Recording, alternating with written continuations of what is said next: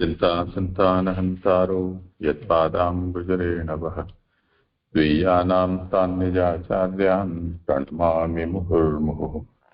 यदनुग्रहतो जन्तुः सर्वदुःखातिगो भवेत् तमहं सर्वदा वन्दे श्रीमद्वल्लभनन्दनम्। अज्ञानतिमिरान्धस्य ज्ञानाञ्जनशलाकया चक्षुरुन्मीलितं येन तस्मै श्रीगुरवे नमः। नमामि तदेशेषे लीलाक्षीराब्धिशायिनम् लक्ष्मीसहस्रलीलाभिः सेव्यमानं कलानिधिम्। चतुर्भिश्च त्रिभिः सता षड्भिर्विराजते योऽसौ पञ्चदा हृदये मम।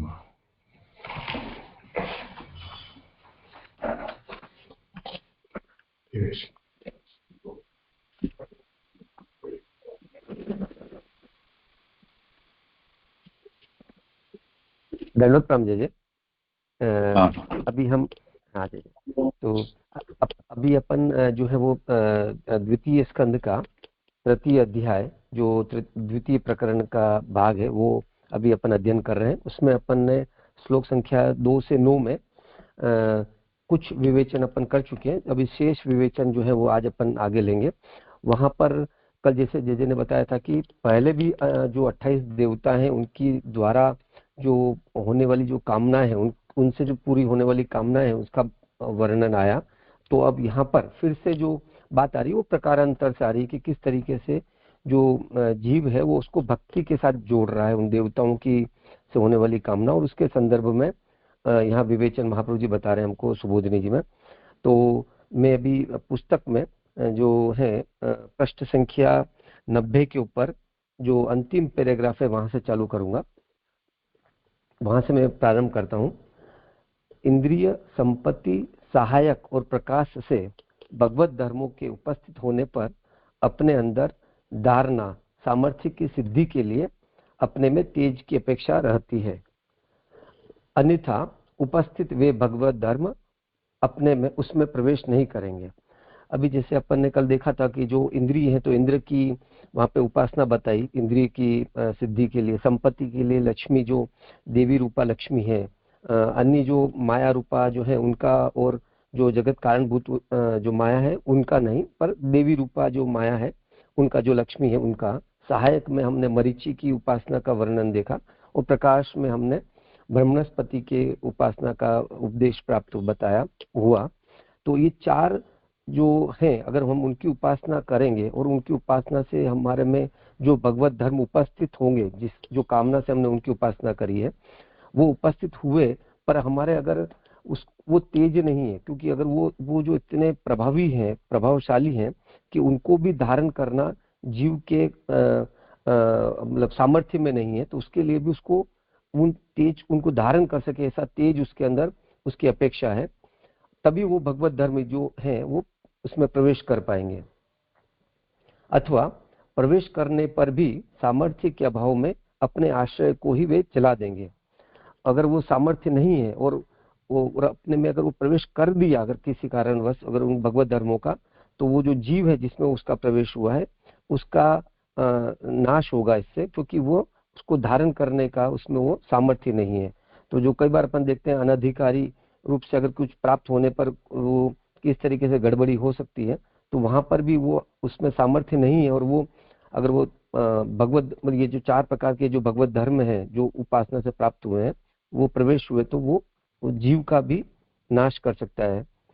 इसलिए अपने में योग्यता सिद्धि के लिए तेज की अपेक्षा है। तो हमको तेज की यहाँ पे अपेक्षा आ रही है कि हमको, ताकि हम योग्य बन सके। वह तेज सब तेजों को दबा देने वाला होने से सभी रूप को अपने समान कर देता है। अब वो तेज कैसा है, जब हम वो तेज की उपासना करेंगे जो हमको प्राप्त होगा, तो वो अन्य तेज को अपने समान बना सकता है। मतलब उसको उससे होने वाले जो प्रभाव है उसको वो अनुकूल बना सकता है जीव के लिए। वह तेज भगवनिष्ठ वहनी से प्राप्त हुआ है। विशेष रूप से दीप्ति ही जिसका धन है उसे विभावसु कहते हैं। उसकी यहाँ पर एटिमोलॉजी बताई कि विशेषेण वा दीप्ति ही वसु धन यस्य वा स विभावसु हो। तो यहाँ पर वो जो तेज प्राप्त करने के लिए हमको अग्नि की उपासना बताइए, वो अग्नि रूप विभावसु है। उन विभावसु की हम अगर उपासना करेंगे तो वो तेज हमको प्राप्त होगा, और उस तेज के प्राप्त होने पर ही ये जो भगवत धर्म हमारे में उपस्थित हुए हैं वो हम धारण कर पाएंगे और उसका योग्य जो विनियोग है वो कर पाएंगे। यहाँ तक ये बात आई। मैं आगे और भी ले रहा हूँ इसमें। इसी तरह धन भी, यहाँ पर बात अभी दूसरे धन की आ रही, तो अब मैं आगे ले रहा हूँ। इसी तरह धन भी भगवत भक्तों के उपयोग के लिए, श्रवण आदि की सिद्धि के लिए अथवा उपदेश के लिए देय रूप से उपस्थित है, अपेक्षित है। साधन रूप श्रवण आदि वैसे ही धन से हो सकते हैं। तो अभी हमने तेज की बात सोची कि तेज अगर हमको प्राप्त करना है तो वो विभावसु की उपासना, जो अग्नि रूप है, उनकी उपासना से हमको वो तेज प्राप्त होगा। अब इसके बाद दूसरी कामना के संदर्भ में यहाँ पर बात कही जा रही है कि अब अगर जीव को धन की कामना है, और वो धन कैसा कि जो श्रवण आदि की सिद्धि के लिए हो, यानी कि जैसे मैं वापस इस पंक्ति को पढ़ता हूँ, इसी तरह धन भी भगवत भक्तों के उपयोग के लिए जरूरी है। किसमें? श्रवण आदि की सिद्धि के लिए अथवा उपदेश के लिए देय रूप से, क्योंकि उसका वहां पर उसको विनियोग करना पड़ेगा। वो विनियोग करने से उसको वो श्रवण आदि की सिद्धि या कोई उपदेश प्राप्त होगा। और एक क्षण, इसमें मूल में एवं धनस्यापि भगवत भक्तेषु आनत्यर्थम, आनत्यर्थम का मतलब उनको लिवा लाने के लिए। तो वो भक्त हैं, जैसे अपने यहाँ वार्ता में आता है ना, पद्मा रावल और वो कौन थे, तो उनके मन में ऐसी इच्छा हुई कि हम सब जितने भी भारत की भूमि पर वैष्णव है उन सबको महाप्रसाद लिवाना, ऐसा मनोरथ उनको हुआ। तो उन्होंने अपनी इच्छा प्रकट की, तो कहे तो बहुत खर्चा चाहिए, इसमें इतना रुपया चाहिए। फिर श्री गोसाई जी के पास गए, तो गोसाई जी को भी ये हुआ कि बैठे बैठे आबेल मुझे मारे, ऐसी मन में मनोरथ किसको हो सकता है, तो कुछ भगवत प्रेरणा होगी। तो उन्होंने सुझाया कि ये जगन्नाथपुरी में जहाँ वर्णाश्रमाचार का बाध नहीं होता है वहाँ ये इच्छा पूरी हो सकती है, पर इतने सब लोगों को निमंत्रित करना, अपने अपने स्थानों से वहां तक सबको ले जाना, वापस छोड़ना और फिर वहां उन सबको प्रसाद लेवाना, ये कोई सरल बात नहीं है। पर किसी तरह से वो सब हो गया। तो वो तात्पर्य ये है कि ये द्रव्य साध्य है। तो अगर भक्तों को बुलाना है, उनसे कुछ सुनना है, तो पैसे की जरूरत तो पड़ती है, वो तात्पर्य है। तो आनत्य अर्थम, उपयोग के लिए का यहाँ तात्पर्य उनको बुलाना। जी जी, कि जो भक्ति की सिद्धि के लिए, जो भगवत भक्ति में उपयोग में आ सके, उनके लिए। हाँ हाँ जय जय। महावजी पटेल और उज्जैन की। महावजी पटेल बिरजो की बात।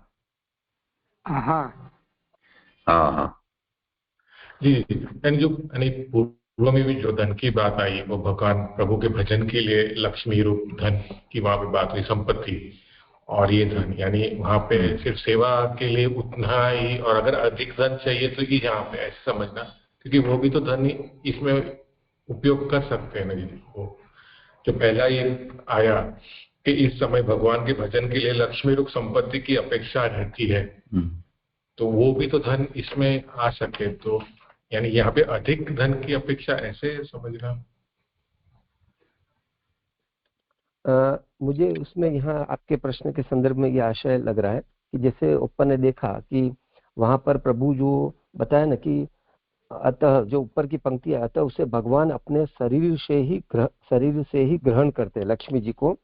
तो लक्ष्मी जी का साक्षात प्रभु के द्वारा ग्रहण है।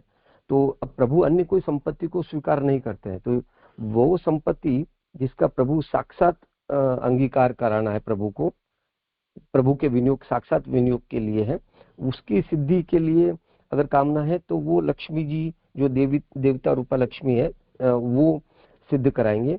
और यहाँ जैसे अभी जे ने बताया कि भगवत भक्ति के अंतर्गत अब हमको ऐसे भगवत भक्तों का संग करना है, उनके साथ में उनसे हमको श्रवण आदि करना है, उनके साथ मिलके वगैरह वगैरह जो अन्य जो भक्ति संबंधित क्रियाएं हैं उनको करने के अंतर्गत जब हमको धन की अपेक्षा है तो मुझे लगता है फिर वो उससे अलग आ रही है बात यहाँ, इसलिए दूसरी धन की बात आई। और एक बार मैं इसका थोड़ा सा बाकी रह गया है, मैं वो भी पढ़ लेता हूँ साथ साथ में, ताकि वो बाई चांस वहां पे कोई संदर्भ प्राप्त हो अपन को।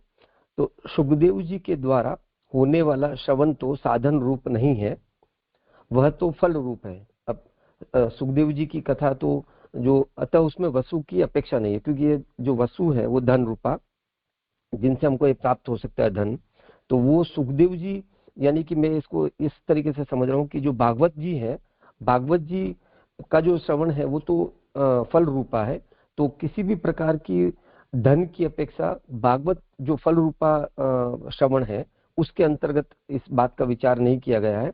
वहां पर ये धन की बात उस संबंध में विचारी भी नहीं गई है। साधन रूप श्रवण अधिक तो दृष्ट रूप है, अतः उनमें धन की अपेक्षा है ही। अब जो उसके अलावा जो साधन रूप श्रवण आदि है, हमको अन्य जो अपना अधिकार प्राप्त करने के लिए और अन्य चीजों को समझने के लिए जो भक्ति के अंदर उपयोगी हो ऐसा श्रवणाधिक की सिद्धि करनी है, तो वहां धन की अपेक्षा है। वह वसु यानी कि धन उन नाम वाले वसुओं में ही प्रतिष्ठित है, वो उसके अधिष्ठाता देव है। अतएव तम इमम लोकम अयजम, इस श्रुति में भी इसका कथन है, तो जिनमें वो प्रतिष्ठित है उन्हीं से उसकी प्राप्ति हो सकती है, तो उसके लिए उनकी हमको उपासना करनी चाहिए। यहाँ तक हुआ। अब आपका जो प्रश्न था वो एक बार हम विचार कर चुके हैं, फिर भी अगर आपको उसमें आगे। वही मेरा था कि ये धन में जो बाइफर्केशन किया है और यहाँ पे उन नाम वाले वस्तुओं में प्रतिष्ठित है उस प्रकार का धन, तो वही मुझे नहीं समझ में आया। अगर क्योंकि ऊपर जो लक्ष्मी रूप जो धन है जो भगवान को स्वीकार्य है, अगर वो अधिक है तो वही तो इसमें भी यूज कर सके ना, तो ये धन अलग क्यों किया?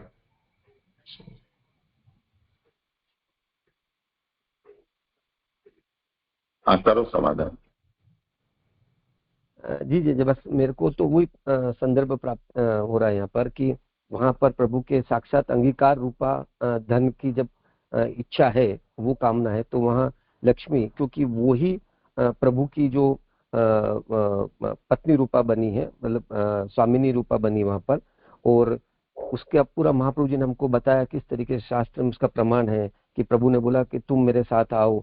तो वहां जहाँ प्रभु के साक्षात अंगीकार के संबंधित धन है, तो वहां लक्ष्मी की उपासना का उपदेश प्राप्त हुआ है।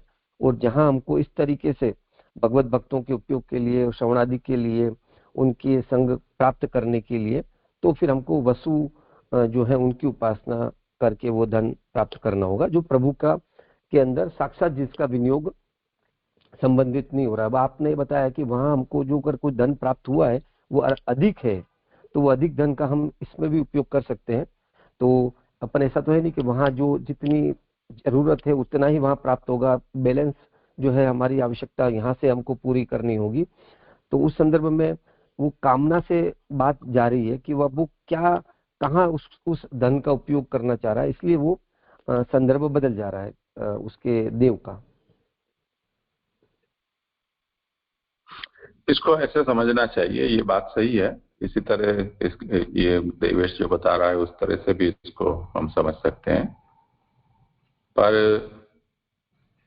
कई लोगों के उदाहरण में हमको मिलते हैं ऐसा कि धन में भी दैवी द्रव्य और साधारण द्रव्य, आसुरी द्रव्य, ऐसी सोच बनी हुई होती है। इसी तरह अपने यहाँ जैसे ये कहा गया है कि वर्ण और आश्रम के हिसाब से यदि हम कुछ भी शास्त्रीय विधि पूर्वक यदि हम कुछ भी कर्म करते हैं यानी धर्माचरण करते हैं, तो वो सन्मार्गोपार्जित धन से ही करने पर वो सफल होता है, अन्यथा वो विफल होता है या विपरीत फल देने वाला भी हो जाता है।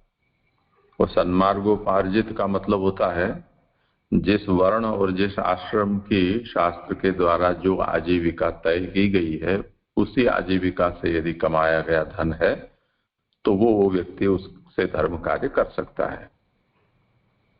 तो इस तरह से ये दैवी द्रव्य कहो या सन्मार्गोपार्जित द्रव्य कहो, ऐसे तो कुछ बातें अंतरंग हो जाती हैं। तो धर्माचरण में जैसे हम ऐसा विभाजन कर देते हैं कि जो हमारे आमदनी के स्रोत होते हैं उनमें कुछ तो नीति से, धर्म से, कानूनी रूप से उपार्जित होते हैं, कुछ अनीति पूर्ण भी होते हैं। तो हम जो नीति पूर्ण करते हैं उनका विनियोग हम ऐसे कार्य में करेंगे, सत्कार्य में, और उसमें जो अनीति वाला होता है उसको कुछ और का रूप में हम उसका कर देते हैं। कई बार ऐसे लोग होते हैं, जैसे श्री गोकुलनाथ जी ताजी महाराज बड़े मंदिर वालों का ऐसा प्रसंग था कि उन्होंने जब प्रथम बार ब्रज यात्रा पर पधारे, वो लीली परिक्रमा वाली 84 कोस की, तो सामान्यतः ये नियम होता है कि हम अगर तीर्थ यात्रा में जाएं तो हमें तीर्थ में कुछ भी स्वीकार नहीं करना चाहिए तीर्थ यात्री को, क्योंकि तीर्थ है वो देने की जगह है, लेने की जगह नहीं है। तो तीर्थ में प्रतिग्रह वर्जित माना जाता है। पर फिर भी शिष्य वर्ग समुदाय साथ में होता है तो वो मना करने पर भी हठधर्मी से वो कुछ न कुछ चरण भेंट आदि धर देते हैं। तो ऐसा करते हुए वो जो भी कुछ हुआ होगा, तो बहुत सा द्रव्य उस परिक्रमा के अंत में चरण भेंट के रूप में उनके पास जमा हो गया। पर आपका तो संकल्प था, क्योंकि वहां पर परिक्रमा में जब प्रथम दिन संकल्प करते हैं तभी इन सब बातों का संकल्प उसमें हो जाता है। अब अलग बात हो गई, अब तो कमाने के लिए यात्रा होती है, वो एक अलग कथा है। पर उन्होंने फिर ये संकल्प किया कि ये द्रव्य तो मैं अपने साथ नहीं ले जाऊंगा, तो उन्होंने वो भेंट का सब द्रव्य और उससे अतिरिक्त अपना व्यक्तिगत जो था धन, उसमें से भी कुछ भाग निकालकर, और गोकुल से 2 किलोमीटर दूर एक गौशाला है, वहां बहुत बड़ी जमीन गौशाला के साथ वहां उन्होंने निर्माण की और उस गौ सेवा में ही उस सभी द्रव्य का विनियोग करा दिया। क्योंकि वो द्रव्य भले ही मालिकी के रूप में कानूनी ढंग से उन्हीं की मालिकी का माना जाएगा, पर वो द्रव्य किसी भी कार्य में उपयोग के लायक नहीं होने से उन्होंने अपने व्यक्तिगत या ठाकुर जी की सेवा में उसका उपयोग नहीं करवाया। तो इस तरह से हम इसको समझ सकते हैं। इस अम्बलवारा के प्रसंग में भी आता है कि उनके अम्बलवारा का गोलोकवास हो गया तो उनकी पत्नी ने ठाकुर जी और ठाकुर जी का द्रव्य सब महाप्रभु के यहाँ भिजवा दिया, ये कहकर कि अगर उनका बेटा जो म्लेच्छ हो गया था वो आएगा तो इस द्रव्य का को दैवी द्रव्य जो है भगवत सेवा में जो आया है उपयोग, उसका स्पर्श करेगा। तो महाप्रभु ने भी ये सोचकर ये झंझट कौन मोल ले, वो द्रव्य नहीं स्वीकार किया और वहां यमुना जी में नाव उलटवा दी।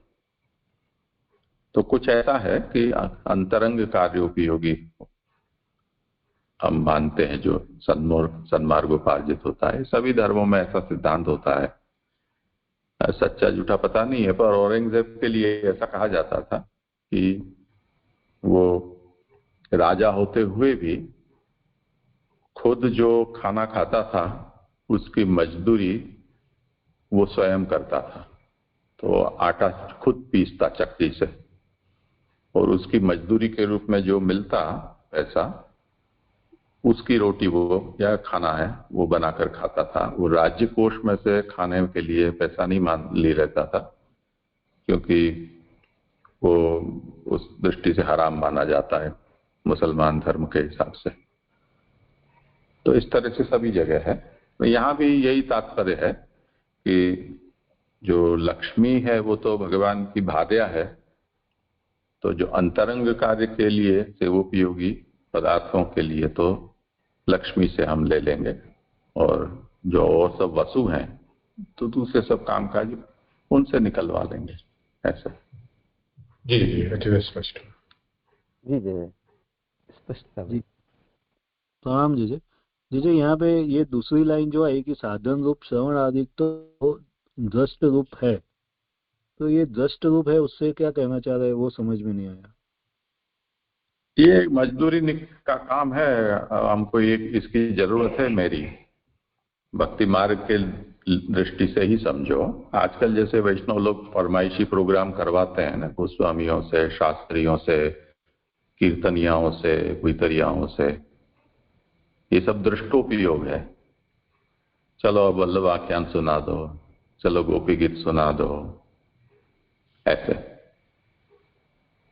तो अब ये इस तरह से फरमाइशी प्रोग्राम करना है, गुरु तरह के वहां बैठना नहीं है, वहां जो कोर्स है वो नहीं पढ़ना है, पर आपकी फरमाइश पर वो आपको कुछ पेश करे,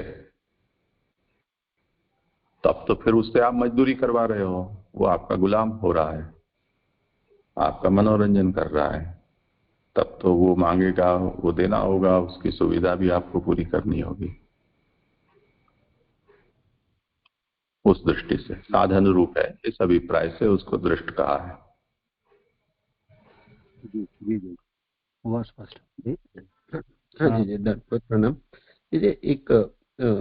एक बार हमारे यहाँ ऐसा हुआ था कि अध्ययन सत्र चल रहा था, तो इंदौर से कुछ 2-3 आए वैष्णव। वो शायद पहली बार ही आए थे यहाँ विद्यापीठ में। अब ये तो विद्यापीठ है, तो विद्यापीठ का अपना कोर्स चलता है, ये कोई फरमाइशी प्रोग्राम करने के लिए कोई गजल की महफिल तो है नहीं। तो यहाँ जो कोर्स चल रहा था उस समय, बेसिक कोर्स से पूरा होने के बाद आगे का कोर्स, जिसमें अवैदिक धर्म पढ़ाए जा रहे थे, तो वो अवैदिक कोर्स में जो पहले का विषय थोड़ा शेष रहा था, उसमें शायद कुछ सनातन धर्म संबंधी कुछ बातें थी, और उसके बाद तो अपने यहूदी धर्म, फिर ईसाई, उसके बाद मुस्लिम, उसके बाद बौद्ध, जैन, पारसी, इन सब धर्मों का शुरू हुआ क्रम। तब वो आकर एक दिन तो बैठे, फिर दूसरे दिन से तो उनको कांटे चुभने लगे। उन्होंने कहा कि वो तो ये एक्सपेक्टेशन से आए थे कि ये वल्लभाचार्य विद्यापीठ है, तो इसमें कुछ भ्रमर गीत और गोपी गीत और रासलीला और यही सब, आनंद से हरे लीला, ऐसा सब आनंद ही आनंद हो गए। ये तो कुछ और ही बातें चल रही थी। तो फिर उन्होंने खुसर खुसर करके और फिर कहा कि यहाँ आसपास कोई हवेली ववेली है क्या, ऐसा तलाश की। तो वहां जाके कुछ हम ताक झाक करके आए, टाइम निकल जाए किसी तरह से। तो यहाँ वहां वो समय निकालते रहे, 1-8 दिन रुके और उसके बाद प्रभु चक्कर हो गए। तो अब जहां फरमाइशी प्रोग्राम नहीं चलता है, जहां प्रिस्क्राइब्ड जो कोर्स है, पाठ्यक्रम है, उसके हिसाब से चलता है, आपको बैठना हो तो बैठो, नहीं बैठना हो तो राम राम। तो उस दृष्टि से यहाँ ये समझना है कि अगर आपको ऐसी आवश्यकता है आपकी व्यक्तिगत, तब तो फिर आपको कुछ जेब ढीली करनी पड़ेगी। अन्यथा तो जो कोर्स चल रहा है, जो प्रिस्क्राइब्ड है, उसी को आपको अनुसरना है। जैसे कि हम चल रहे हैं प्रथम स्कंद से लेकर तृतीय स्कंद, और फरमाइशी होता तो सीधा रास पंचाध्यायी होता।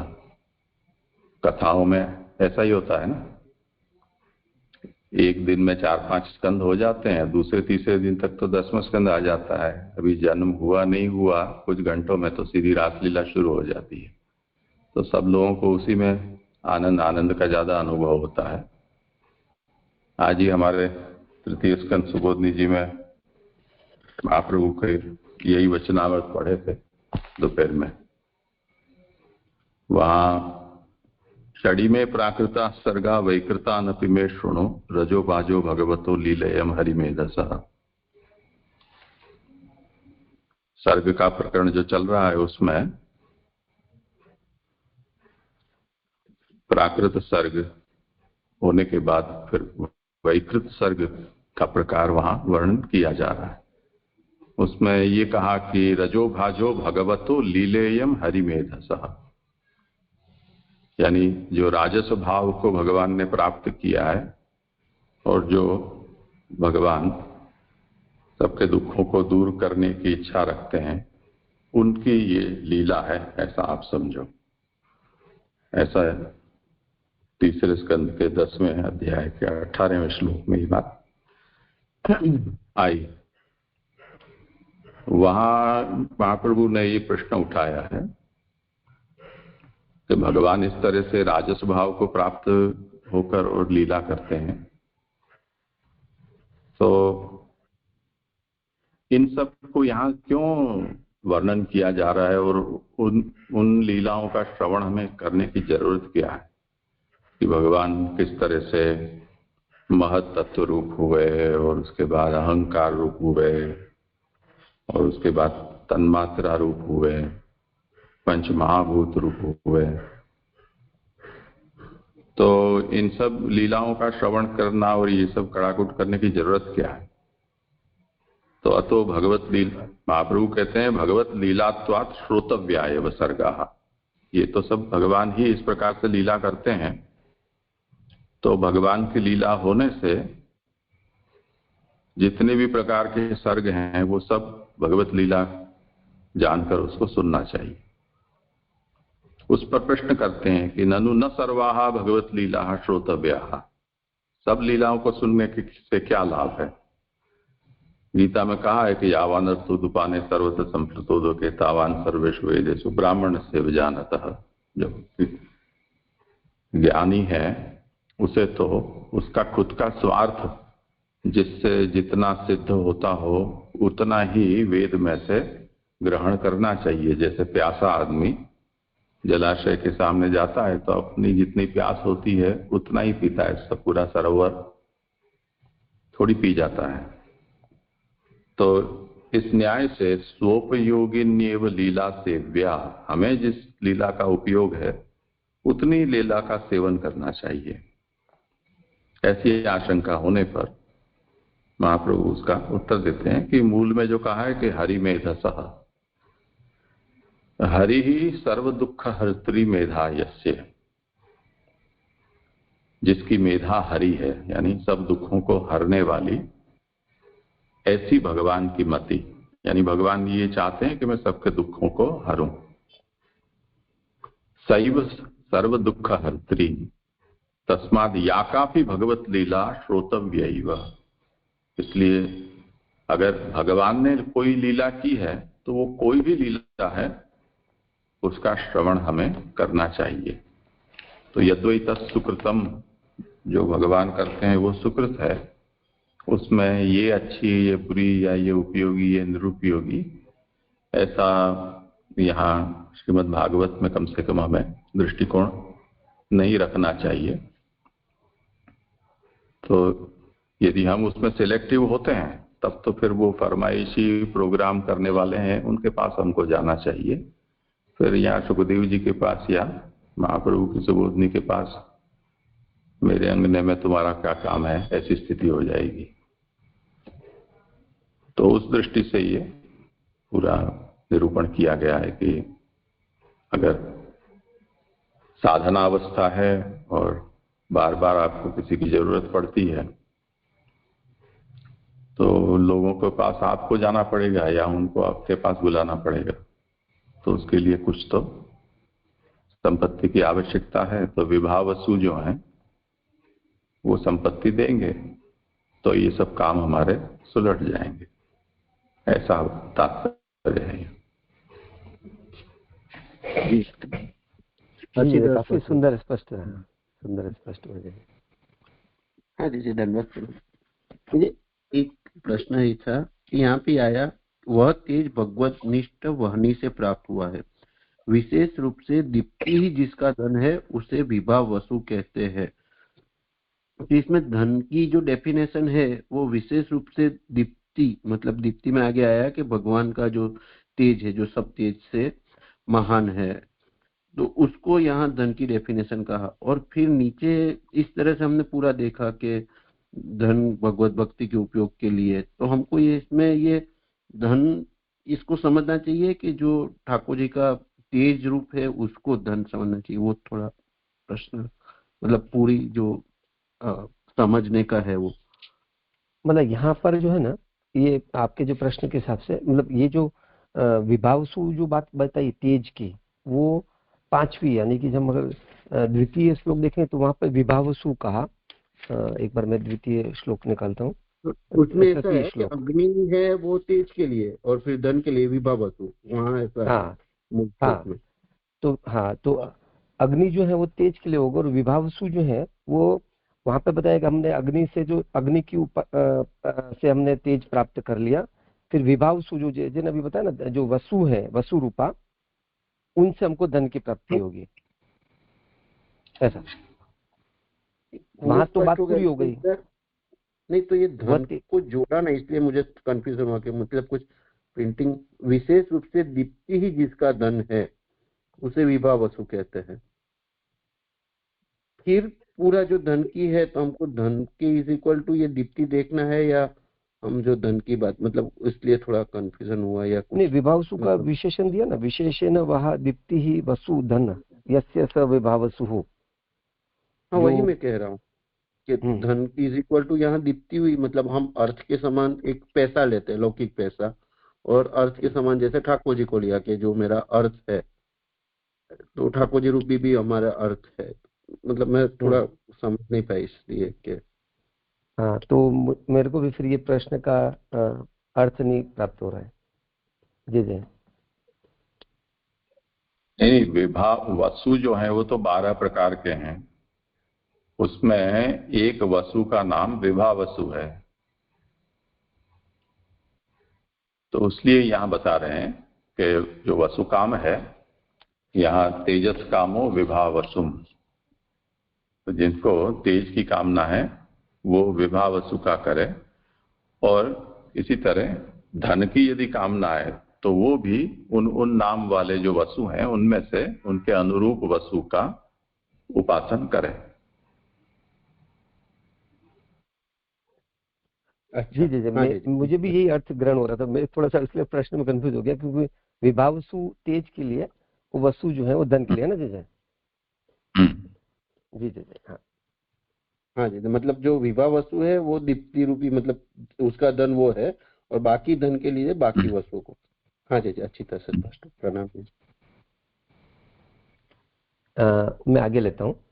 इसी तरह वीर्य यानी बल भी भगवत सेवा में उपयोगी होने से बल की अधिष्ठान देवता वायु है। उस वायु का स्थान है अंतरिक्ष, और उस अंतरिक्ष के प्रभु रुद्र हैं। इसलिए उसकी अधिष्ठाता देवता भी रुद्र के ही अधीन है। अतः बल की कामना वालों को रुद्र का भजन करना चाहिए। तो जिसको बल की इच्छा है उनको रुद्र का भजन करने का कहा, क्योंकि वह रुद्र जो है वो वायु के स्थान अंतरिक्ष है और उसके वो प्रभु हैं, तो वो बल हमको प्रदान करेंगे। यानी जो वीर्य की इच्छा है तब हमको रुद्र का भजन करना चाहिए। आगे लेता हूँ। श्रुति में कहा है ते अंतरिक्षम अजयन। इसी तरह अन्नादि की कामना वाले को या अन्न भक्षण की कामना वाले को भूमि की अधिष्ठात्री देवता अदिति की उपासना करनी चाहिए। अब जब आया कि भी हमको अन्न की इच्छा है, अन्न भक्षण की इच्छा है, या तो हमको अन्न की कामना है, अब उसके लिए हम किसकी उपासना करें? तो वहां बताया कि जो भूमि की अधिष्ठात्री देवता है अदिति है, अदिति की हमको यहाँ पर उपासना करनी चाहिए, क्योंकि अदिति जो है वो का संबंध वहां पर अंतरिक्ष से हो रहा है, अंतरिक्षम अजयन। तो उसके कारण हमको अदिति से वहां पर ये कामना पूरी होगी। लोक में जो इष्टतम हो या जो अपने को अति प्रिय हो, यद्यद इष्टतम लोके यच्चाति प्रियम आत्मनः, इस गीता वाक्य से अन्नादि भी काम्य है। हमको भी प्रभु की सेवा में जो जो हमारी, जैसे हमको बताया गया कि भी जो जो लोक में इष्ट हैं, जो हमको प्रिय हैं और जो उचित है, मतलब वो निषेध कैटेगरी में नहीं होने चाहिए, उनका हमको हमारे प्रभु जो है आत्मरूप प्रभु, उनको हमारा में उसका विनियोग करना है। तो वहां पर हमको उसमें अन्न आदि वगैरह की कामना होती है प्रभु में विनियोग करने के लिए, सेवा में विनियोग करने के लिए। यह अन्न भूमि से प्राप्त होता है। उस भूमि की अधिष्ठात्री देवता अदिति है। तो अदिति जो है वो भूमि की अधिष्ठात्री देवता है। यह सदितिर ब्रविदम वरम वृणा अस्त अथ मया विग्रहद्व्यम, इस उपाख्यान से स्पष्ट है। तो हमको अदिति की उपासना से जो हमारी जो अन्न आदि की जो कामना है उसकी पूर्ति करनी हो तो अदिति की उपासना करनी चाहिए। आगे ले लीजिए जी जी। पृथ्वी पर भगवान का भजन करके फिर ऐसी इच्छा हो कि पृथ्वी पर तो दिव्य पदार्थ नहीं है, इसलिए स्वर्ग में दिव्य पदार्थों से भगवान की सेवा करनी चाहिए। इसके लिए यदि स्वर्ग की कामना हो तो स्वर्ग के प्रभु आदित्य हैं, ते अमुम लोकम अयजन, ऐसी श्रुति यह बताती है। तो जो स्वर्ग के जो देवता आदित्य हैं वो जो हमको इस श्रुति से प्राप्त होता है, तब हमारे में ये इच्छा हो रही है अगर जीव को कि जो दिव्य पदार्थों का प्रभु की सेवा में विनियोग करना है और भूतल पर वो दिव्य पदार्थ की प्राप्ति नहीं हो सकती है, तो वहां स्वर्ग प्राप्ति की इच्छा है उसको, ताकि वो प्रभु की सेवा में स्वर्ग में उपस्थित दिव्य पदार्थों का प्रभु में विनियोग कर सके। तो वहां उनको अदिति की उपासना का कहा गया है। राज्य के अधिकारी विश्वदेव हैं। ये विश्वदेव सब देवताओं, अदिति का है क्या लिखा है? जी जी माफी दीजिए, आदित्य, क्षमा दीजिए, आदित्य की उपासना कही है वहां पर स्वर्ग प्राप्ति की इच्छा हो तो, क्योंकि स्वर्ग प्राप्ति की इच्छा दिव्य पदार्थों के प्रभु सेवा में विनियोग करने की इच्छा के अंतर्गत है। राज्य के अधिकारी विश्वदेव है। ये विश्वदेव सब देवताओं के अधिष्ठात्र देवता रूप है। राजा सर्व देवतामय है। तो जैसे हमको पहले भी बताया था ये कि राजा जो होता है वो राजा को बताया गया शास्त्र में कि वो सर्व देवतामय है। तो जब हमको ये कामना है कि हम मैं आगे पंक्ति लेता हूँ, इसलिए सर्व संपत्ति से भजन की सिद्धि के लिए राजत्व भी अपेक्षित है। जब हमको राजत्व की अपेक्षा है कि हम सभी प्रकार से सर्व संपत्ति से युक्त होकर प्रभु की सेवा हम करें, उसमें हम उनका विनियोग करें, तो इसी स्थिति में हमको जो विश्वदेव है उनकी उपासना करनी होगी, क्योंकि विश्वदेव जो है वो सभी देवताओं के राजा रूप कहे गए हैं। भक्ति मार्ग तो अलौकिक है। अब ये बात आगे दूसरी आ रही है। भक्ति मार्ग तो अलौकिक है, इसलिए असाध्य साधक। एक मिनट, ये यहाँ पे ये जो विश्वदेव जो लिखा, तो विश्वदेव से राजा को लेना या इंद्र को लेना? नहीं, विश्वदेव अलग ही देवताओं का प्रकार है। विश्वदेव नहीं पर विश्वदेव। जी जी जी, वो यहाँ पे आया कि सब देवताओं के अधिष्ठातु देवता रूप है, इसीलिए मुझे कंफ्यूजन है। जी जी। पूर्व में यानी वही राज्य के कामना हो तो आपसे मनु आदि स्वयंभू आदि मनुओं की उपासना करनी चाहिए। तो ये विश्वदेव वही कहलाए? नहीं, वो अलग है।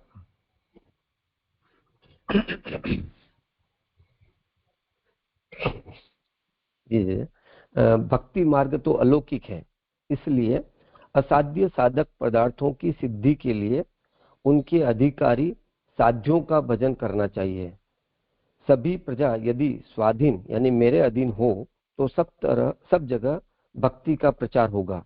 इसलिए भक्ति के प्रसार के लिए उसके साधक की अपेक्षा रहती है। तो यहाँ पर यह बताया कि अगर हमारे में ये इच्छा है कि हमको अलौकिक पदार्थ, भक्ति मार्ग चूंकि अलौकिक है और उस अलौकिक होने के कारण हमको ऐसे दिव्य पदार्थों की आवश्यकता है, तो उसको साधने के लिए हमको जो साध्य है उनका भजन करना होगा।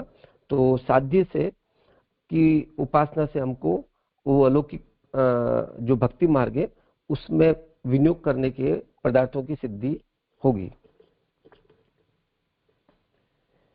आयु का भी भक्तों के संग के लिए उपयोग होता है, यह तो स्पष्ट ही है। उस आयु के प्रभु अश्विनी कुमार हैं, इसलिए आयु की कामना के लिए अश्विनी कुमारों की सेवा करनी चाहिए।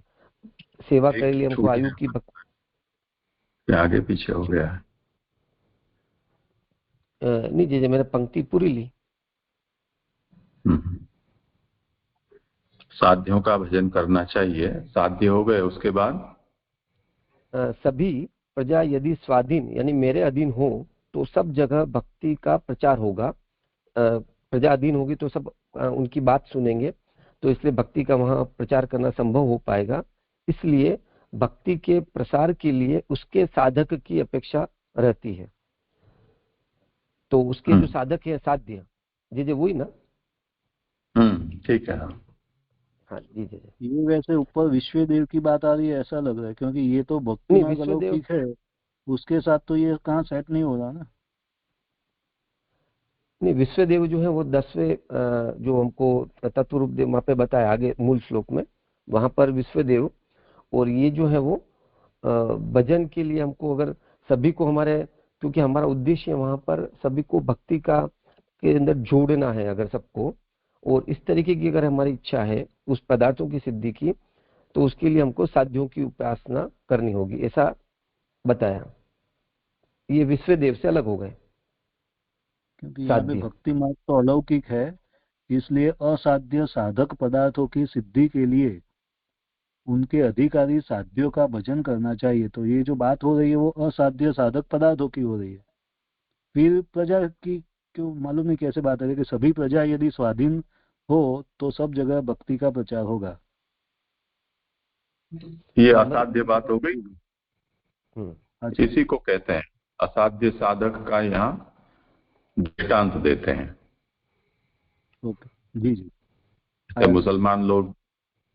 मुसलमान लोगों को ये सिखाया जाता है ना, अलतकिया और ये इनकी टेक्टिक, तो उनका लक्ष्य है वो यहाँ सुख भोगना नहीं है, यहाँ तो मरने के लिए भेजे गए हैं, धर्म के लिए। सुख तो उनको 72 गुरुओं के पास जन्नत में मिलने वाला है। तो यहाँ उनको करना क्या है कि सब लोगों को इस्लाम में कन्वर्ट करना है, और जो नहीं हो उनको मारना, यही उनका यहाँ कर्तव्य है। तो यहाँ के सुख भोगों की उनको कोई दरकार नहीं करनी चाहिए। तो अल्लाह का राज्य यदि पूरे दुनिया में बैठ जाता है तो वो उसका जीवन सफल हो गया, उसके लिए उनको जीना है या मरना है।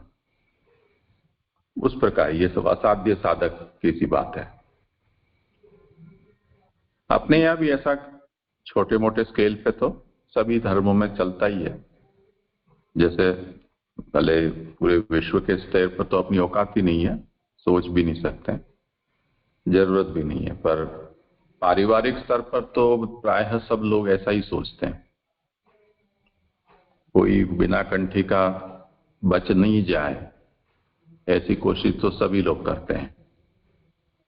तो दिखा नहीं कोई पहनाने वाला तो लेके कंठी तो पहनवा ही देते हैं।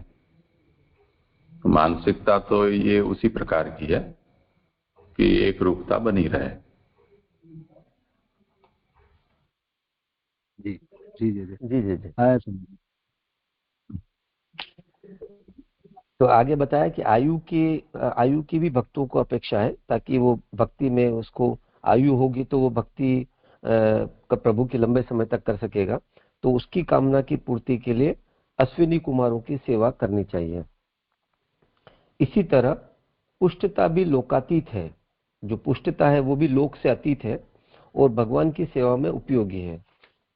अतः सबका पोषण करने वाली पृथ्वी का उसे भजन करना चाहिए। जो पृथ्वी सबका पोषण करती है, तो जैसे हमने पिछली बार भी जैसे हमको बताया था कि जो वहां पर हमको इला रूपा जो हाँ जी, तो इला रूपा जो पृथ्वी है उनका होना हमें भजन करना चाहिए, क्योंकि पृथ्वी पर स्थित पदार्थ ही सब अंकुर आदि से बढ़ते हैं। तो हमारे को जब हमारे में ये लोक से अतीत जो पुष्टता की इच्छा है वो हमको वो इला से प्राप्त होगी, जो भूमि रूपा इला है उनसे। भगवत भक्त के लिए प्रतिष्ठा की भी आवश्यकता होती है। क्योंकि उसी के आचरण का लोग अनुसरण करते हैं। क्योंकि अगर वो प्रतिष्ठित होगा तो जो उसको देखकर लोग भी उसी तरीके का आचरण करेंगे। अतः प्रचार के लिए प्रतिष्ठा की भी आवश्यकता है। अब अगर वो भक्ति का प्रचार करना चाहता है, भक्ति का सबको उपदेश है, या भक्ति का सब भक्ति में जुड़े योग्य जीव, तो उसके लिए प्रतिष्ठा की भी आवश्यकता होती है। महात्म्य से अथवा विचित्रता से प्रतिष्ठा होती है। तो प्रतिष्ठा दो प्रकार से, या तो जीव का ऐसा महात्म्य हो या कुछ उसमें अनोखापन हो, तो ही वो प्रतिष्ठित हो पाएगा। उस प्रतिष्ठा की यदि कामना है तो दावा पृथ्वी की उपासना करें, क्योंकि दावा ग्यावा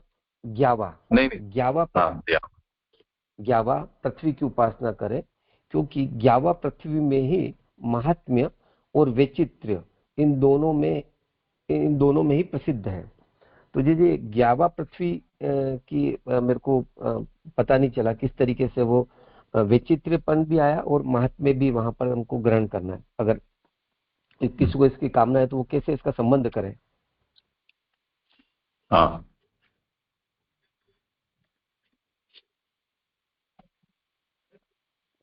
तो कैसे इसको समझेंगे अपन? ग्यावा पृथ्वी। हाँ जी। एक तो उच्चार पहले स्पष्ट कर लो।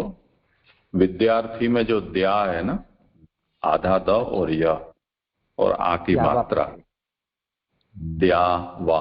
हाँ, द्यावा। जी जी जी। हाँ, द्यावा पृथ्वी। जी जी। ये दो हैं।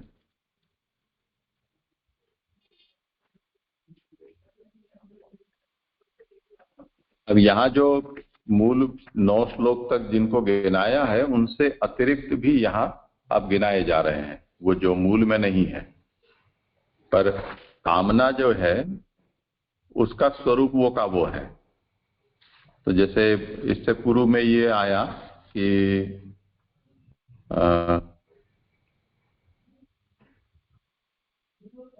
आयु काम पुष्टि कामिलाम भजे प्रतिष्ठा काम पुरुषो रोदसी लोक मातरव। तो अश्विनी देव आ गए, इला भी आ गई। प्रतिष्ठा की जो कामना है, अब उसका विषय चल रहा है। प्रतिष्ठायापि तद्वृत्तानुवृत्त्यापचयार्थम अपेक्षा भवति अने प्रतिष्ठा च महात्म्यात् वैचित्र्यात् वा तद्द्यावा पृथिव्योरेव उभयं प्रसिद्धम इति। तो प्रतिष्ठा कामः पुरुषो, उसकी व्याख्या आगे देखो क्या होगी इसमें।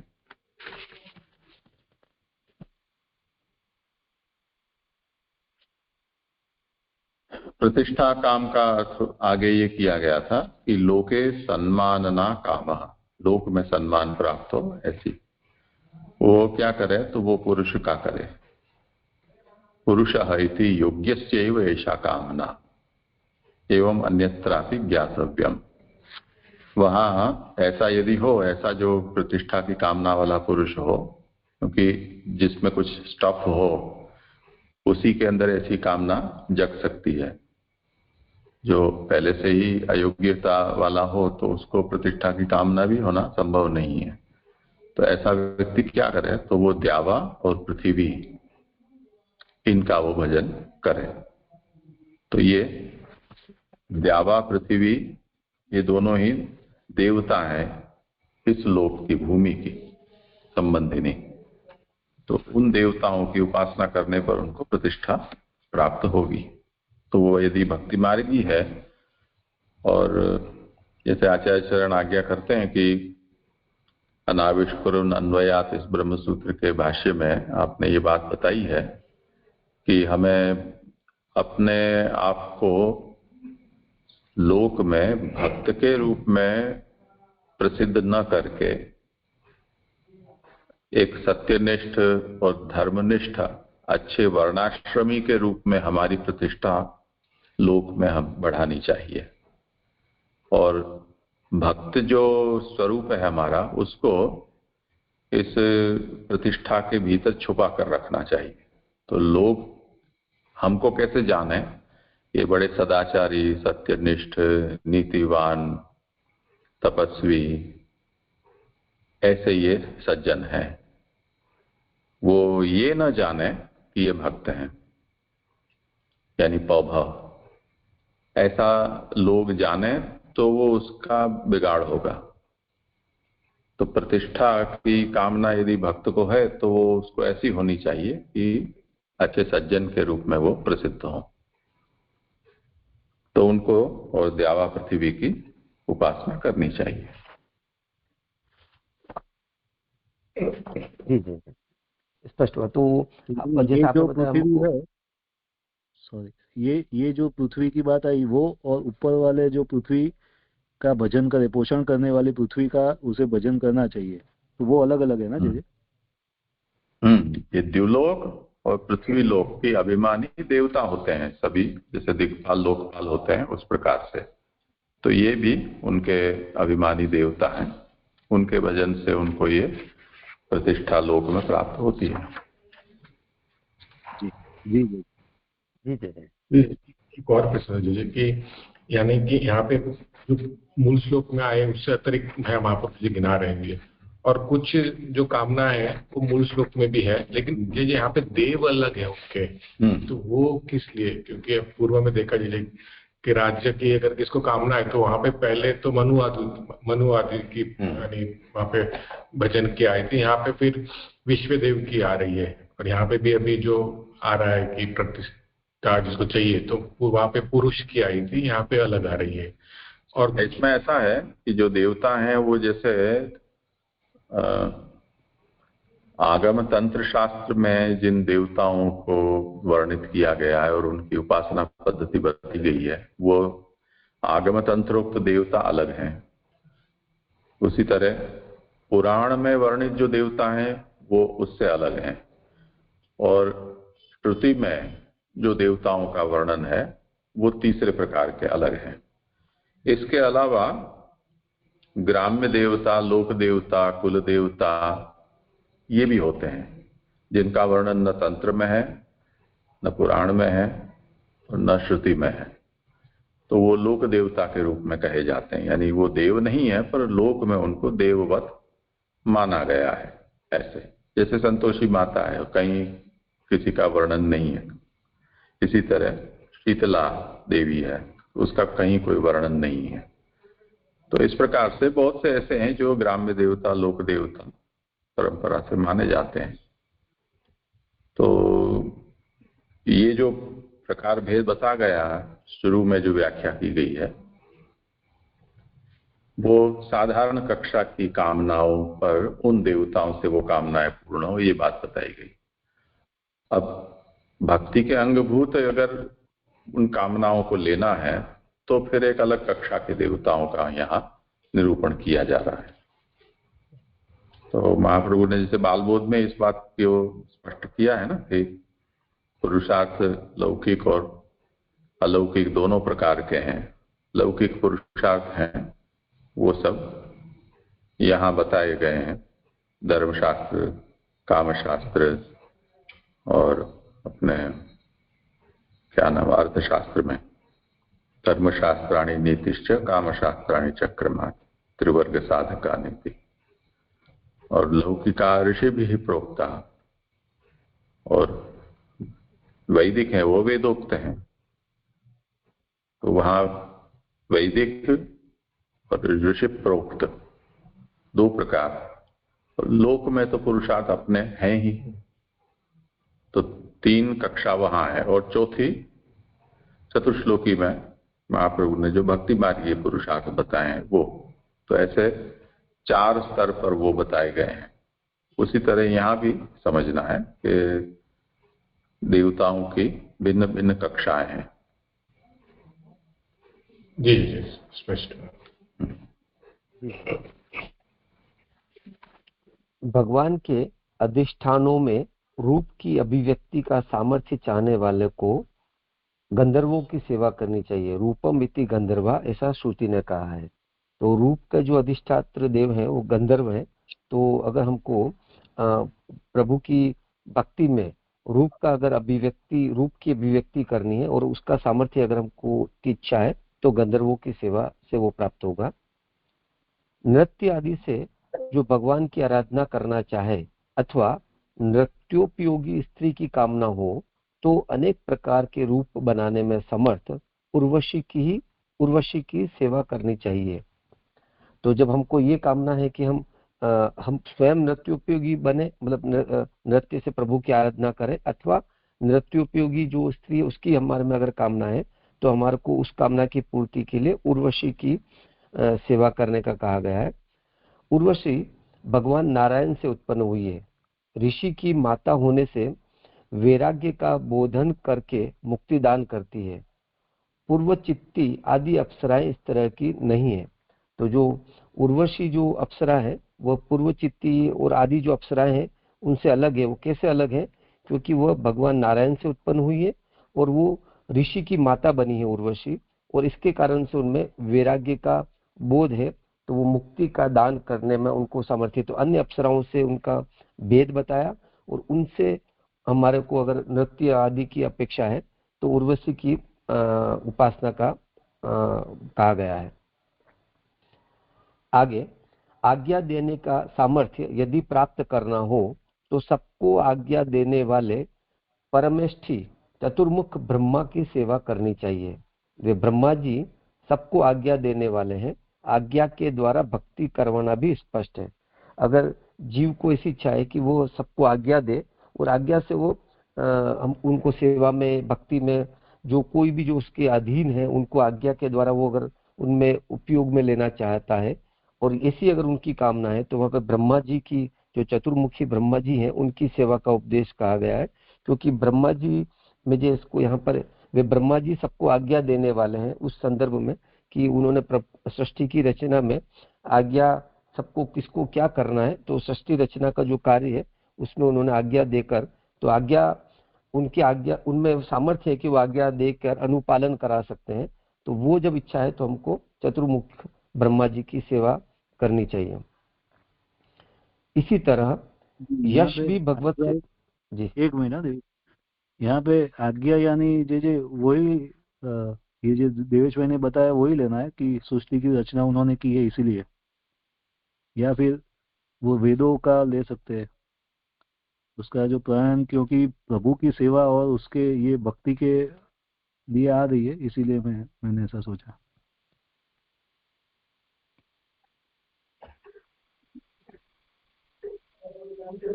किसी को करना हो विचार।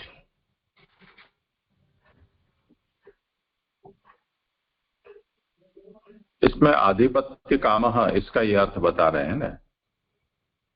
तो जैसे परिवार में ये देखा जाता है कि बहू आती है तो सास को अपना इंद्रासन डोलता लगता है, तो वो प्रयास करती है कि उसका सिक्का चले, और स्त्री प्रकृति से ईर्ष्या और प्रतिस्पर्धा जो सहज होती है, तो बहू को ये लगता है कि सब सास का ही चलता है, मेरा नहीं चल रहा है। तो वो ब्रह्मा जी की सेवा करें तो जिसके ऊपर ब्रह्मा जी प्रसन्न हो जाए उसका घर में चलने लग जाए।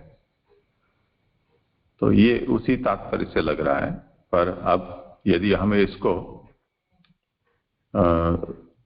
अभी तक के जितने भी विषय हैं उनको भगवत सेवा के साथ जोड़कर चल रहे हैं, तो उसमें इसको कैसे लेना चाहिए वो आगे महाप्रभु ने बताया है।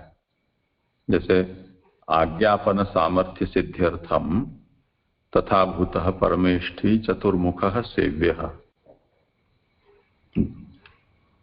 ब्रह्मा ने जिन जिन को पैदा किया सबको काम में लगा दिया ना कि तुम ये करो, तुम ये करो, तुम वो करो। तो परमेष्ठी जो ब्रह्मा है उन्होंने ये किया। सही सर्वान आज्ञापयति, वो सभी को वो आज्ञा देते हैं। और आज्ञापनस्य च भक्ति कारणता स्पष्टा, भक्ति में इसकी कारणता स्पष्ट है। यानी अगर आप के अंदर लीडरशिप की एक स्पिरिट है तो, और उसका यदि आप भक्ति में विनियोग कर रहे हो तो आप अच्छे भक्त बन सकते हो। तो उस प्रकार की स्पिरिट आपके अंदर आए उसके लिए यदि परमेष्ठी की आप सेवा करते हैं तो वो सिद्धि प्राप्त हो सकती है, ऐसा तात्पर्य। जी जी जी जी आया समझ। जी जी। इसी तरह यश भी भगवत सेवा में उपयोगी है। तो जैसे हमको आज्ञा देने का सामर्थ्य उपयोगी है, अन्य जैसे हमको अभी तक बताया, उसी प्रकार से आगे यश की भी भगवत सेवा में उपयोगिता है। लोग कीर्ति सुनकर ही उसके पास आते हैं और उसके आचरण के अनुसार अपना आचरण बनाते हैं। तो अब यश का किस तरीके से भगवत सेवा में उपयोग होगा, तो बताया कि अगर उसके पास लोग, अगर उसका कोई यश होगा, उसकी कीर्ति होगी, तो उस कीर्ति को सुनकर लोग उसके पास आएंगे और उसके पास आकर जब उसका आचरण देखेंगे तो उसके आचरण से प्रभावित होकर वो भी अपने आचरण को योग्य बनाएंगे और भक्ति उपयोगी आचरण उनका भी हो पाएगा। इसके लिए यश की आवश्यकता है, इसलिए वो कामना यश की प्राप्ति की आ रही है अगर जीव में। यज्ञ ने यश प्राप्त किया था। देवा वे सत्रम आसतः दीव परितम परिमितम यश काम यशस कामः। इसमें यज्ञ से ही देवताओं ने यश प्राप्त किया था। अब ये जो यश की प्राप्ति हुई है वो देवताओं को यज्ञ से हुई है, ये हमको बताया। अथवा यश यानी कि कीर्ति की कामना रखने वाले को यज्ञ करना चाहिए। तो यज्ञ जो है वो जो जिनमें भी यश की कामना है उसकी वो कामना, यश की कामना पूर्ण करता है, वो जो देवताओं के प्रसंग से भी हमको ज्ञात हो रहा है। तो इस तरीके से सेवा उपयोगी यानी भक्ति उपयोगी यश के लिए हमको यज्ञ की उपासना करनी चाहिए। प्रचेता यानी वरुण निधिपति है उनके देवेश भाई। हाँ, दंडवत प्रणाम। जी जी, यहाँ पे यश का जो निरूपण आया उसके पहले हमने भगवत भक्त के लिए प्रतिष्ठा का भी आवश्यकता होती है, ऐसा भी हमने अभी समझा। तो ये यश और ये प्रतिष्ठा, ये दोनों में क्या अंतर है, वो जी प्रश्न है।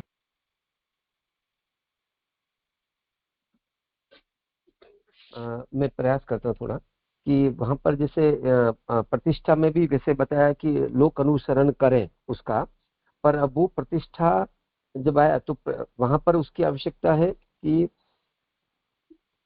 मैं पढ़ता हूँ एक बार, भगवत भक्त के लिए प्रतिष्ठा की भी आवश्यकता होती है क्योंकि उसी के आचरण का लोग अनुसरण करते हैं, अतः प्रचार के लिए प्रतिष्ठा की भी आवश्यकता है। तो अगर उसको प्रचार कर रहा है स्वयं, अभी ऐसा नहीं हो रहा है कि लोग उसके पास चल के आ रहे हैं, पर अब वो स्वयं लोगों के पास जा रहा है और अपना भक्ति का प्रचार करना, यानी भक्ति में लोग जुड़े, भक्ति में आए या भक्ति संबंधित हो, अगर उस तरीके की अगर जीव में कामना है तो वहां पर प्रतिष्ठित व्यक्ति ही जब जाएगा तो लोग उसकी तरफ देखेंगे और उसका आचरण करने का प्रयास करेंगे। और यश तो क्या है कि हम कहीं किसी के बारे में सुनेंगे कि ये व्यक्ति यशस्वी है, और तो हम खुद आगे से चल के उसके पास जाएंगे और वहां जब जाकर उसके आचरण को देखकर हम उसके अनुसार आचरण बनाने की हमारे में अपेक्षा होगी। ये थोड़ा सा भेद आ रहा है अगर हम इसको इस तरीके से समझे तो, पर वो सही है या नहीं वो जे स्पष्ट एक बार जे आप।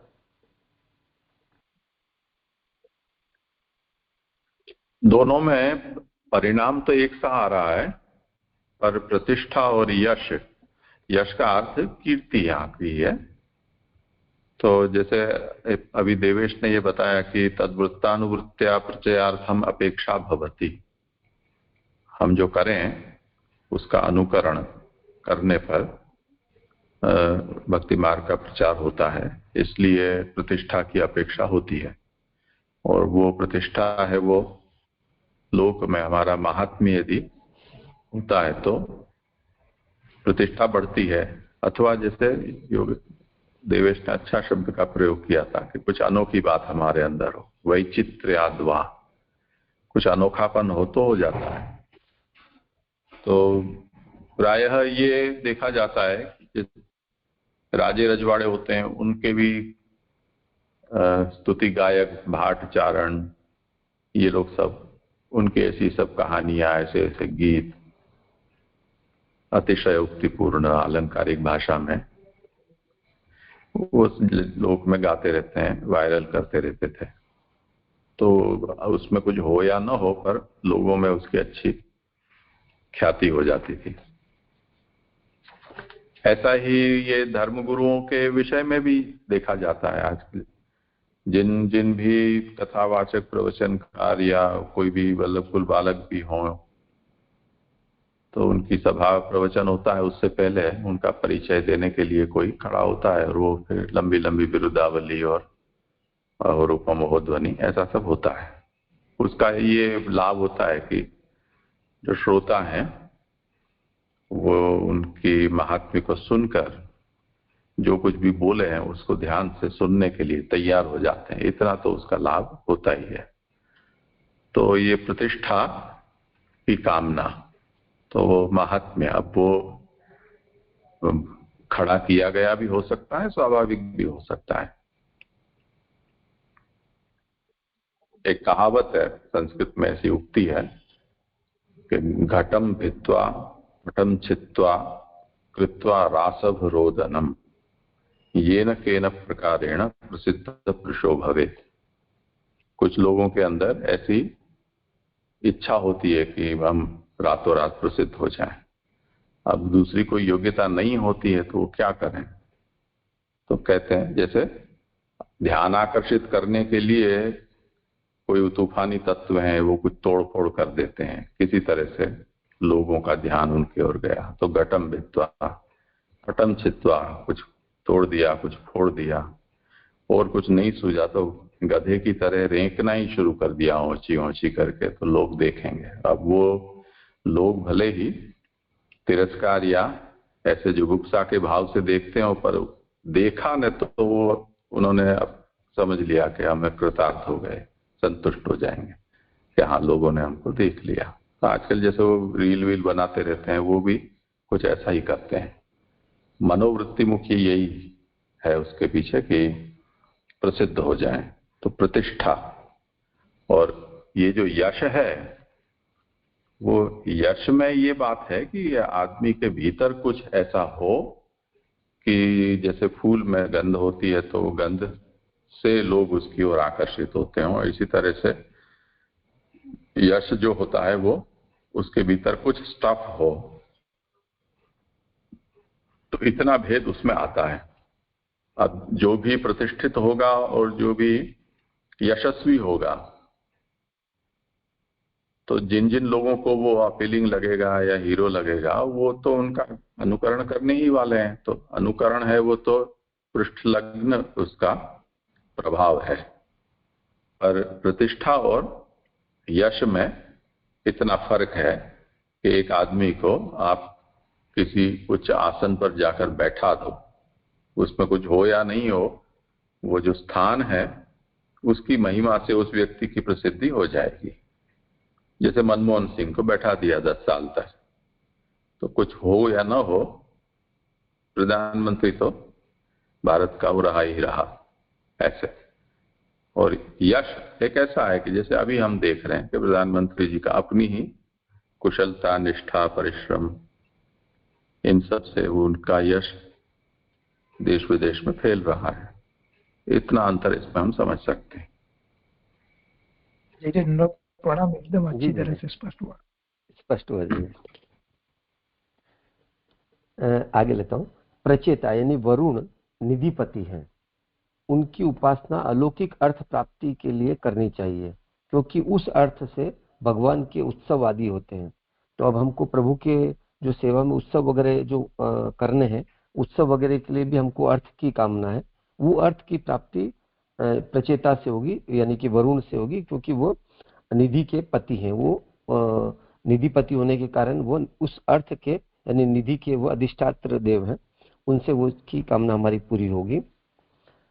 विद्या का उपयोग तो साक्षात ही भगवान के लिए है। ज्ञान की इच्छा वाले को शिव की उपासना करनी चाहिए। ईश्वराज्य ज्ञानम इच्छेत, ऐसा वाक्य है। तो जिनको ज्ञान की इच्छा है उनको शिव की उपासना कहा गया है, क्योंकि विद्या का उपयोग क्या है, वो भगवान के लिए, क्योंकि हमको भगवान को जानना है, समझना है, उनका महात्म्य को जानना है, तो उसके लिए हमारे को विद्या की आवश्यकता है। इसलिए इस तरीके से विद्या का भक्ति में उपयोग जोड़ा गया, मतलब समझना है, और तब वहां पर शिव उसकी प्राप्ति करवाएंगे। भगवत सेवा के लिए पति पत्नी का परस्पर प्रेम आवश्यक है, नहीं तो फिर पत्नी के प्रतिकूल होने पर घर का ही त्याग करना लिखा है। प्रतिकूले ग्रहम त्यजेत, यदि दाम्पत्य प्रेम और अनुकूलता अपेक्षित है तो परम भक्त जो अपने पति शिव उनमें निष्ठा रखने वाली अनेक जन्म सिद्ध उमा की सेवा करनी चाहिए। तो हमको अगर ऐसा पति हो और पत्नी हो, दोनों ही संदर्भ में इसको ग्रहण करना है कि भगवत सेवा के लिए अगर उनमें वो परस्पर सामंजस्य प्रेम होगा तो वो अनुकूलता से प्रभु की सेवा हो पाएगी, और अगर ऐसा ना होगा तो प्रतिकूल ग्रहम त्यजेत, ये जो उपदेश हमको प्राप्त होता है तो वो स्थिति आ जाएगी और भगवत सेवा में वो अवरोध रूप प्रतिबंध रूप भी बन सकती है स्थिति। तो इसलिए हमको ऐसे अनुकूल पति या पत्नी की आवश्यकता है, और जब इस तरीके के अनुकूल पति पत्नी की आवश्यकता है तो हमको वहां पर उमा जो शिव की भार्या है उनकी उपासना कहा गया है। धर्म से ही भक्ति होती है, यह पहले ही सिद्ध किया जा चुका है।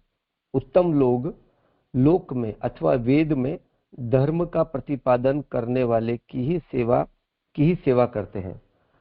अब जो है वो जैसे अभी जे ने बताया था कि प्रकारांतर से किस तरीके से सभी कामनाएं हमको अगर वो भक्ति से जुड़ रही है, तो यहाँ पर उन देवताओं का उल्लेख अभी चल रहा है, तो उन कामनाओं का और उनसे संबंधित देवताओं का यहाँ उल्लेख चल रहा है। तो अब हमको धर्म है वो भक्ति में उपयोगी होगा। ये जब हमको ज्ञात होता है, समझ आता है, तब उसकी सिद्धि के लिए हमको ये पहले ही सिद्ध किया जाए। उत्तम लोग लोक में अथवा वेद में धर्म का प्रतिपादन करने वाले की ही सेवा करते हैं। तो यहाँ पर हमको ये किनकी उपासना करनी वो प्राप्त नहीं हो रहा है ये वाक्य में, जैसे मैं फिर से पढ़ता हूँ, धर्म से ही भक्ति होती है, यह पहले ही सिद्ध किया जा चुका है। उत्तम लोग लोक में अथवा वेद में धर्म का प्रतिपादन करने वाले की ही सेवा करते हैं। तो जैसे वहां पर उत्तम पुरुष जो धर्म रूपा कहा, जो मूल श्लोक में और आगे भी बताया, उसी तरीके से धर्म रूप उत्तम श्लोक प्रभु ये ग्रहण करना जी नहीं, धर्म प्रतिपादक एव सेव्यते, धर्म का जो प्रतिपादन करते हैं उसी की सेवा करते हैं। जी जी जी। तो धर्म का प्रतिपादन करते, हाँ जी जी। तो धर्म का जो, यदि आपको धर्म चाहिए तो धर्म का प्रतिपादन जो करते हो उनकी सेवा करनी चाहिए, क्योंकि धर्म से भक्ति होती है, यानी धर्म गुरु समझ लो। अच्छा जी। हाँ, यानी कि जिनकी हमको उपासना करनी है, जो धर्म का आचरण कर रहे हैं, धर्म को जी रहे हैं, उनकी हम अगर उपासना करेंगे तो वहां से हमको धर्म प्राप्त होगा जो भक्ति में उपयोगी है। ऐसा जी ना? हाँ, ऐसा भी ले सकते हैं और उपदेशक भी ले सकते हैं। जी जी, ग्रहण हुआ जी। और जैसे यहाँ पर जैसे अपन ने जब पहले लिया था इसमें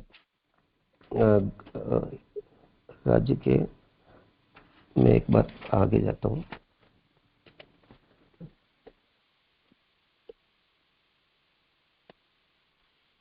धर्म सिद्धि की यदि कामना हो तो वेदों से वेद्य ऐसे उत्तम श्लोक भगवान की आराधना करें। तो जो वेदों से वेद्य ऐसे उत्तम श्लोक भगवान है, उनसे धर्म की सिद्धि होगी। उसको यहाँ पर भी इस तरीके से भी हम ग्रहण कर सकते हैं।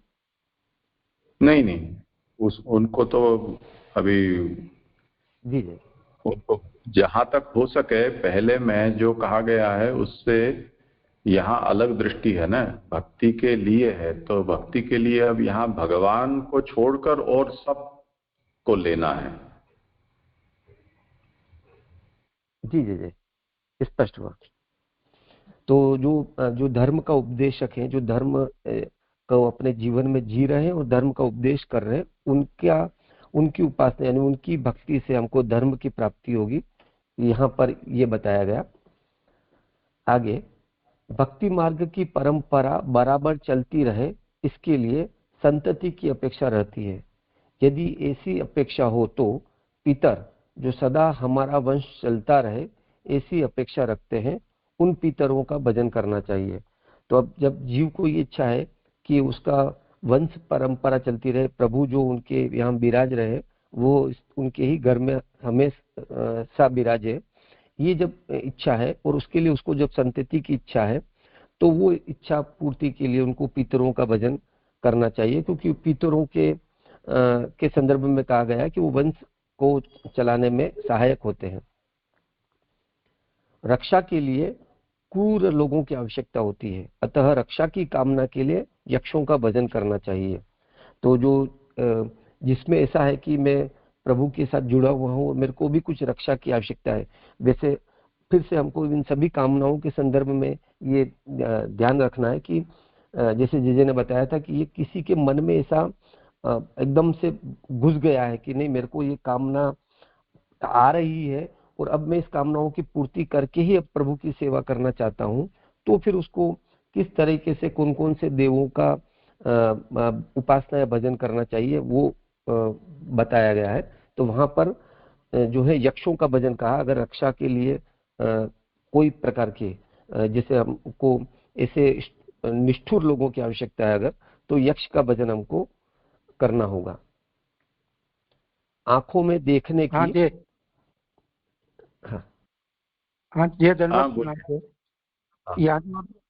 यहाँ जो अभी आया कि भक्ति मार्ग की परंपरा बराबर चलती रहे, इसके लिए संतति की अपेक्षा रहती है। यदि ऐसी अपेक्षा हो तो पितर जो सदा बस चलता रहे ऐसी अपेक्षा रखते हैं, उन पितरों का भजन करना चाहिए। ये बात यहाँ पे आ रही है। और गीता जी में जो भगवान ने आज्ञा की है कि पितरों को भजने वाले पितर लोक को जाते हैं, तो इसकी और संगति कैसे लगेगी जी? क्योंकि यहाँ वंश चलता रहे उनका भजन कहा गया है, और वहाँ वो ये कह रहे हैं कि पितरों का भजन करने वाले पितर लोक को जाते हैं। तो ये संगति थोड़ी समझ में नहीं आ रही, कैसे समझना चाहिए? संतति के लिए पितर का भजन अलग वस्तु है, और पितर को ब्रह्म बुद्धि से या पितर को मोक्ष प्रदायक रूप मानकर जो भजन करते हैं वो एक अलग है। तो भावना भेद से फल में भेद होता है ना।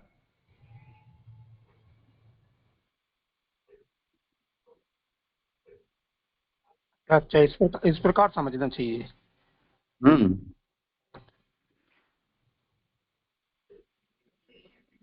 ठीक है, धन्यवाद, प्रणाम। करो आगे। जी। आंखों में देखने की, कानों में सुनने आदि की जो शक्ति है उसे ओज कहते हैं। उस ओज की अर्थात इंद्रियों में इंद्रिय शक्ति यदि चाहे तो वह मरुद गणों की उपासना करे।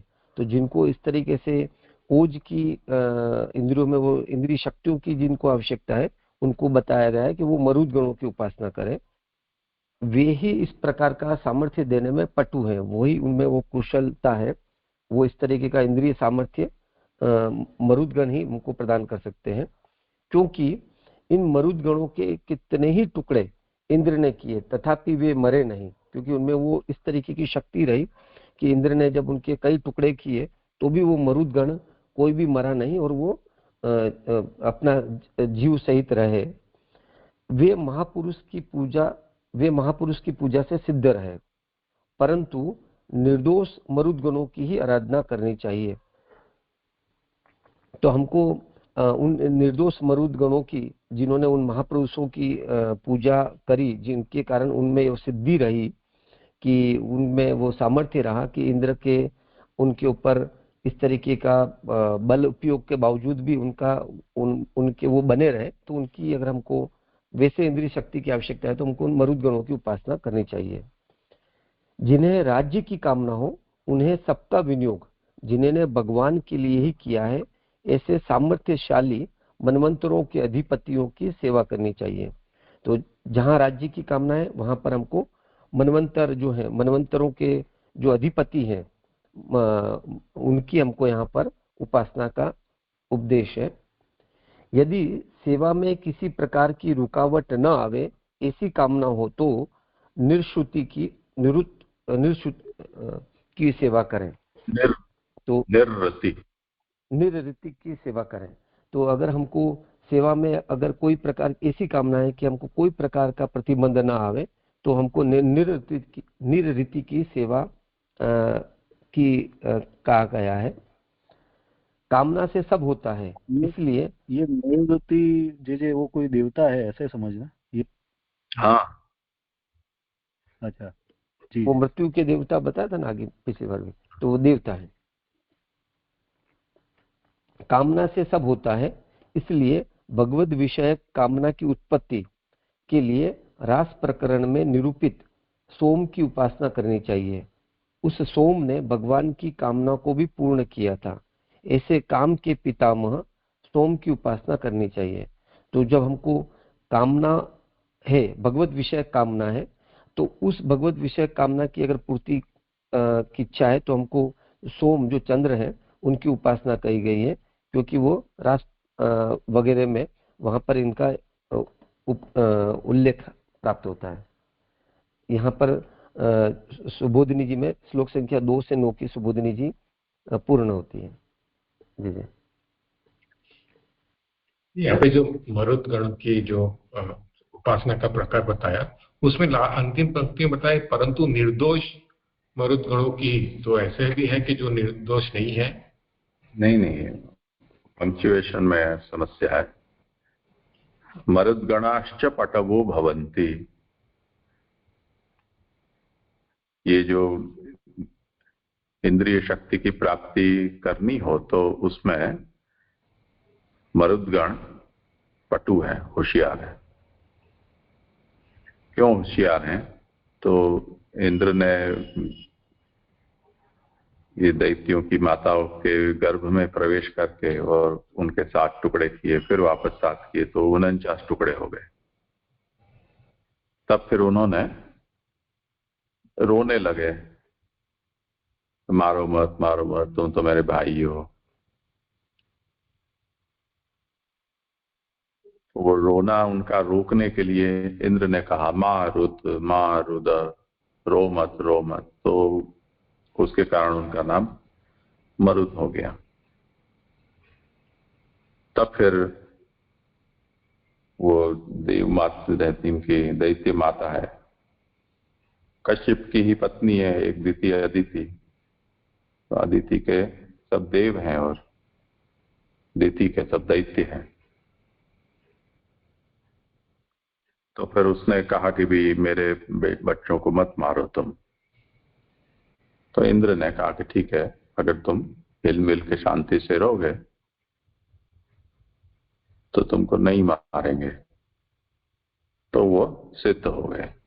सिद्ध यहां तक हो गए कि वो दैत्य होते हुए भी उनको यज्ञ का भाग भी प्राप्त हो, ऐसी पैक्ट उनके बीच में हो गई। तो उसके कारण जो दैत्यांश उनके अंदर था वो भी निवृत्त हो गया है। इस अर्थ में परित्यक्त दोषाहा, उनमें अब दूसरे कोई देश नहीं है। क्योंकि कोई ये प्रश्न कर सकता है ना कि तो दिति के संतान है तो दैत्य हैं, उनकी उपासना करने पर अब कुछ और हो जाए तो ऐसा नहीं है, उनमें दोष निवृत्त हो गया, इसलिए वो सेव्य हैं, ये कहना चाहता हूँ। जी स्पष्ट। जी सुंदर स्पष्टता हुई।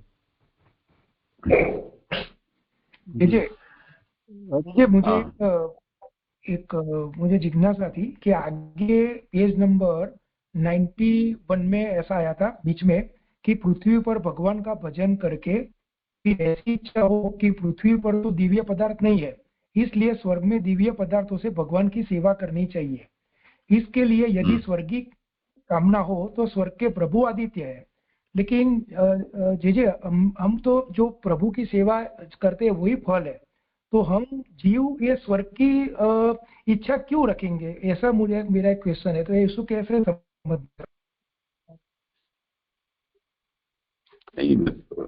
रखे नहीं रखे अलग बात है, पर अगर किसी को ऐसा दिमाग में फितूर चढ़ जाए कि ये लोक अब रहने लायक नहीं रह गया है, बहुत लोग ऐसा करते हैं ना। बंबई में छोटे छोटे घोंसले जैसे घर में रहते हैं और वहाँ न तो आचार निभता है, न ठाकुर जी के लायक ठाकुर जी का सुख निभता है, न हम अपनी इच्छा का कर पाते हैं।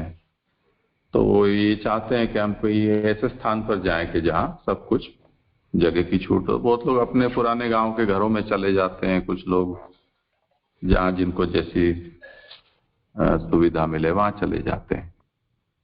ऐसे है, अगर किसी को ये पूरे पृथ्वी लोक में अभी अभी तो हमको ठीक लग रहा है, अभी आगे 15-20-50 साल के बाद देखेंगे तो जो जहां जहां हमको अभी सब अनुकूल्य है वहां भी कुछ कुछ प्रतिकूलताएं आनी शुरू हो सकती हैं। तो अब हम ये सोचें कि चलो यहाँ से उठ के कोई दूसरा लोक बसा लें, ऐसा तात्पर्य यही है। इसका तो अंत ही नहीं है ना। जी जी जी, दंडवत प्रणाम। जी जी जी। अब ठीक है, यहाँ समय हुआ है। अच्छा, कल